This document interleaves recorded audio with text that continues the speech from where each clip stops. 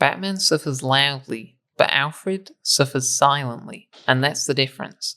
The Arkham series is filled with broken people, ruined cities, and madmen screaming about pain, but there's one character who never gets a dramatic breakdown, never gets a boss fight, and never gets a monologue explaining his trauma. He just stays. And that's why Alfred Pennyworth is the most tragic figure in the Arkham saga. Not because he loses everything in one night, but because he loses someone slowly over years, while doing everything in his power to stop it. This isn't a story about a man who failed, it's about a man who succeeded at loving someone who could not be saved. Most Arkham characters are active participants in their downfall. Joker chooses chaos, Scarecrow chooses obsession, and Batman chooses the mission. Alfred chooses nothing, and that's the tragedy. He doesn't get to make decisions, he only gets to live with them. And Alfred's role is unique in Arkham because he sees everything. Bruce before the mask, and Bruce during the mission. But also Bruce after the cost sets in, and unlike the player, Alfred can't look away. Arkham Origins is where Alfred hurts the most, because Bruce is still reachable. This Alfred isn't a resigned caretaker yet. He argues, pleads, and gets angry. And the anger isn't disrespect, it's fear. When Alfred says he's afraid of what Bruce will become, he's not talking about Batman. He's talking about absence. He knows exactly where this path leads. Not death, something worse. A life where Bruce Wayne becomes a memory that only Alfred still carries. Origins gives Alfred the one thing he never gets again, hope. And it makes watching him lose it unbearable. By Arkham Asylum, Alfred has changed, the arguments are gone, and the urgency is quieter. This Alfred doesn't try to stop Batman, he tries to support him safely. And that's when you realize something awful. Alfred has accepted that Bruce won't stop. He's no longer fighting the mission, he's fighting to keep Bruce alive inside it, which is a losing battle.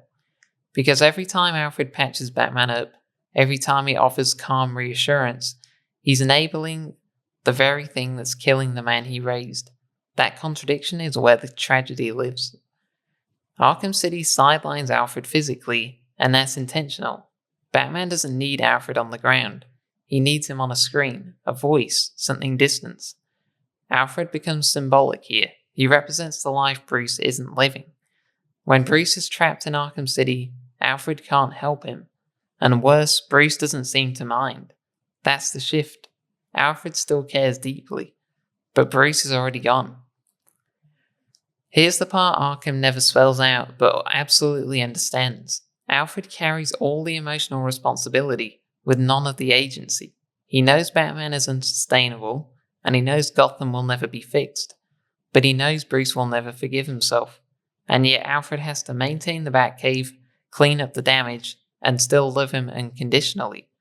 Alfred doesn't get the luxury of ideology. He doesn't get to believe the mission is worth it. He just has to make sure Bruce survives long enough to keep going. That's not heroism, that's endurance.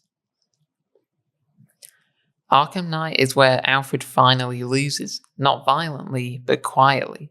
The Nightfall Protocol isn't just Batman erasing himself, it's Alfred being left behind.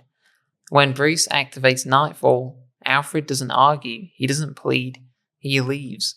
And that might be the saddest decision in the entire series, but because Batman isn't abandoning Bruce, he's acknowledging that Bruce already left him years ago.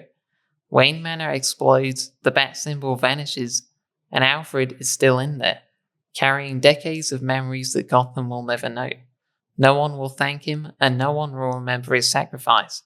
And Bruce doesn't look back. Batman's story is tragic because it's self-inflicted.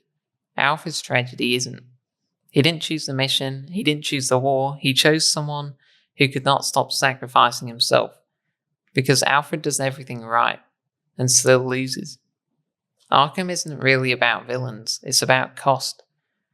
And Alfred pays the price Batman never allows himself to feel. He watches Bruce fade, and he stays longer than anyone else. And when it's finally over, he's the only one who remembers the man behind the mask. That's why Alfred is the real tragic figure in this whole saga. Not because he dies, but because he lives on, with the full weight of what Batman cost the world, and what it cost Bruce Wayne. Anyway, guys, I'll see you on the next one.